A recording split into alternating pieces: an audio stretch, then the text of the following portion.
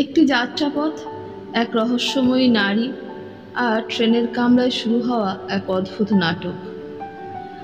আজকে আমাদের নিবেদন গজেন্দ্র কুমার মিত্রের লেখা যাত্রা সঙ্গিনী। এটাকে ঠিক গল্পও বলা চলে না, আবার সত্য ঘটনা বললেও বোধহয় সত্যের একটু অপলাপ করা হয়, কারণ ঘটনাটা আমার চাক্ষুষ নয়, আমার বন্ধু রাঘবন নায়ারের মুখ থেকে শোনা, তার নিজের অভিজ্ঞতা এটা। রাঘবন 11 বছর কলকাতায় থাকার ফলে প্রায় বাঙালি হয়ে গেছিলেন, তাই বলে দেশের টান যায়নি। ছেলেমেয়েদের গরমের ছুটির সঙ্গে নিজের পাওনা ছুটি নিয়ে প্রতি বছরই সেখানে চলে যেতেন। কেরালার একেবারে পশ্চিম দক্ষিণ প্রান্তে এক গ্রামে তার বাড়ি। 15 দিনের বেশি থাকা হতো না, কারণ যেতে আসতেই 6 দিন 6 রাত কেটে যেত। তবু গ্রীষ্মের দিনে এদেশে দীর্ঘ পথভ্রমণের দুঃসহ কষ্ট হাসি মুখে সহ্য করতেন। জমার ঘরে পড়তো আসবার সময় আনা নারকেলের গুঁড়ো, তেঁতুলের কাই, দক্ষিণী রান্নার মশলা। একবার এমনই এক যাত্রাতেই 1.25 মণ ওজনের উদুখল বয়ে এনেছিলেন ইডলি ও ধোসার চাল ডাল বাটার জন্যে।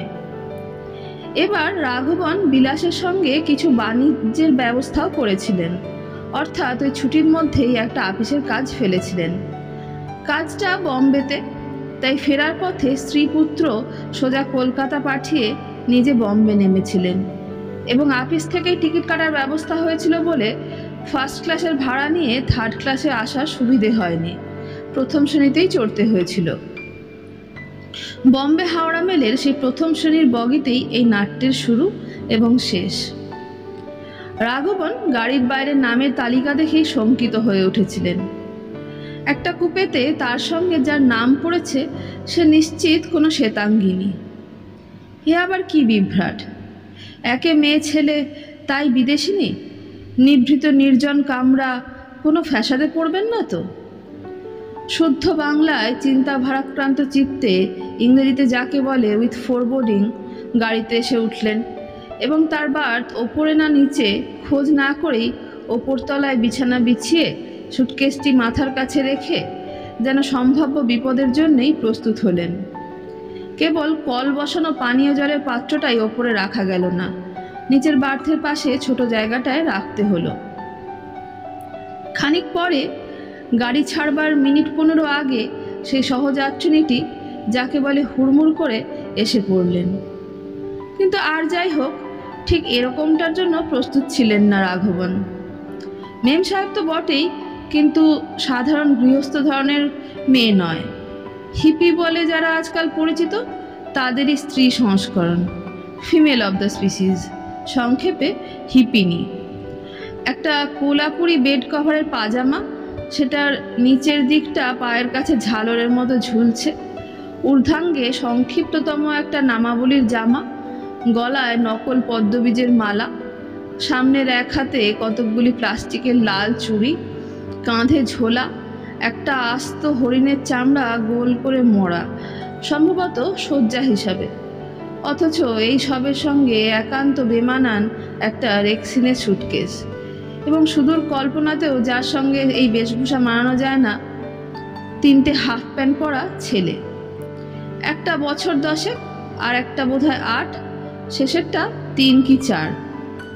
এরাও শ্বেতাঙ্গ তাতে সন্দেহ নেই, অন্তত এককালে ছিল, বর্তমানে ধুলায় ধূসর, তার উপর বিভিন্ন জায়গায় জল পড়ার দাগ কাদার মতো গড়িয়ে পড়েছে, অর্থাৎ বহুকাল স্নান হয়নি, জল খেতে বা মুখ ধুতে যা 2-1 ফোঁটা গায়ে পড়েছে তারই দাগ এগুলো।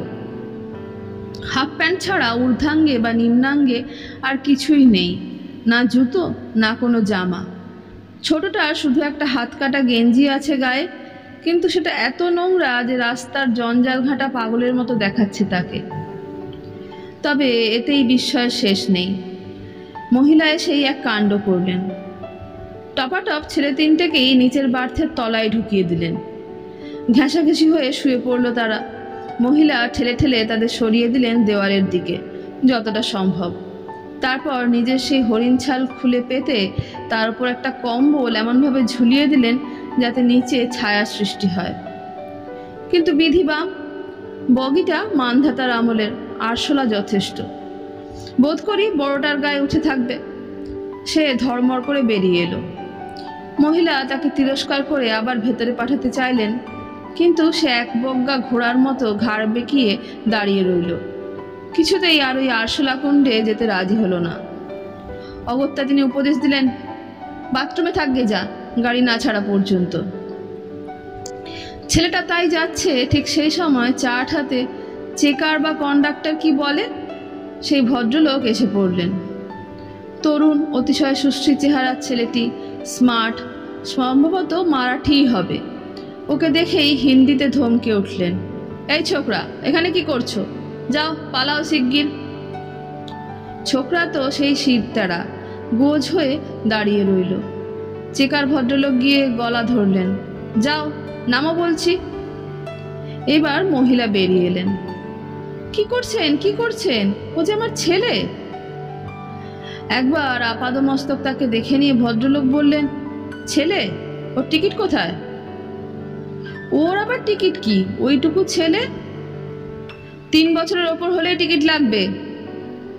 রাঘবন এই সময় আর থাকতে পারলেন না, বলে উঠলেন, ওই একমাত্র নয়, আরো 2টি আছে বার্থের নিচে। মহিলা অভিমান স্ফুরিত অধরে অভিযোগের সুরে বললেন, এটা তোমার বলা উচিত হয়নি। তোমার কি ক্ষতি হচ্ছিল? রাঘবন উত্তপ্ত হয়েই ছিলেন, বললেন, এ আমাদের জাতীয় ক্ষতি, বলবো না?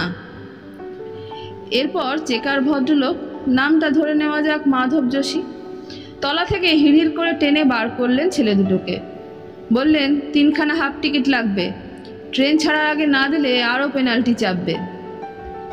অতঃপর চলল দীর্ঘ কেজিয়া। মহিলার যুক্তি, ওরা তোমার বার্থ অকুপাই করছে না, ওদের ভাড়া কেন নেবে? এমন তো কত ভিখিরি সন্ন্যাসী যায় বিনা ভাড়ায়, তাছাড়াও তো কত যাচ্ছে। মাধবের প্রতিযুক্তি, এটা ফার্স্ট ক্লাস, এখানে আমি অ্যালাউ করতে পারি না। তাছাড়া আমি আমার ডিউটি করে যাব, আর কে কি করেনি সেটা আমার কাছে কোনো আদর্শ বা যুক্তি নয়। মহিলা বললেন, আমার কাছে টাকা নেই। মাধব বললেন, তাহলে ওদের নেমে যেতে হবে। প্রথম ঘন্টা হয়ে গেছে, আমি আর দেরি করতে পারবো না। প্রথমে চোটপাট, পরে অভিমান, তার ওপরে চোখের জল, সব অস্ত্রগুলি প্রয়োগ করেও মাধবকে গলানো গেল না।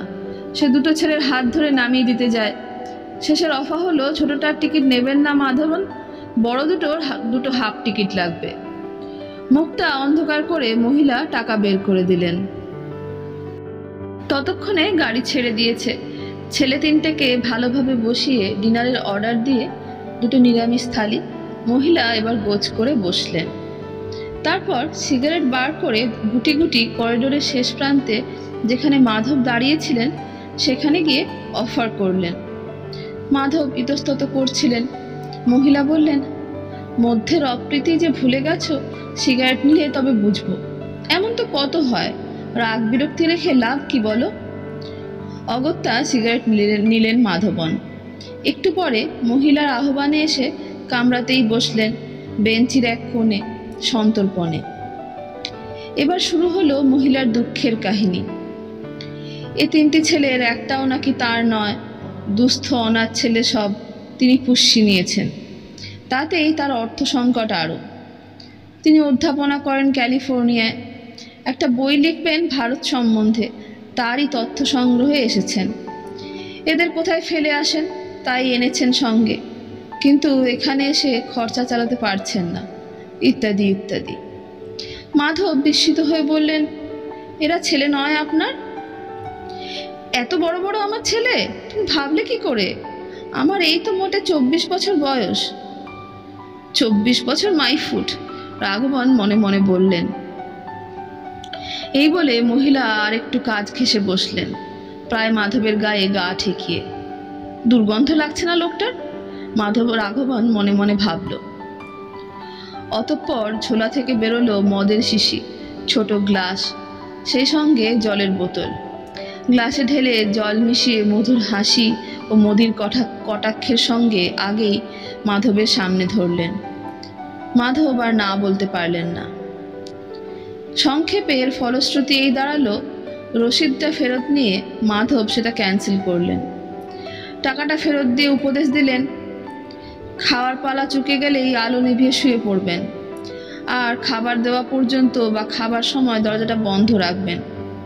তাহলে বোধহয় কেউ আর ডিস্টার্ব করবে না। তারপর কাল সকালে যা আছে আপনাদের অদৃষ্টে হবে, যেভাবে পারেন ম্যানেজ করবেন। মাধব চলে যাচ্ছে। মহিলাটি আরেকটি ইংরেজিতে যাকে বলে বিস্ময় নিক্ষেপ করলেন। দুহাতে মাধবের গলা জড়িয়ে চুমো খেলেন দুগালে এবং ঠোঁটেও। রাঘবনের উক্তি, ঘৃণা পিত্তি একেবারে নেই নাকি লোকটার? মাধব চলে গেলে দরজা বন্ধ করে মহিলা যখন সুটকেস খুলে ছেলেদের জামা বার করতে লাগলেন, রাঘবন ওপর থেকে উঁকি মেরে দেখলেন সামনেই মোটা একটা 100 টাকার নোটের বান্ডিল, সে সঙ্গে একগোছা ট্রাভেলার্স চেক, সব মিলিয়ে কয়েক হাজার টাকা।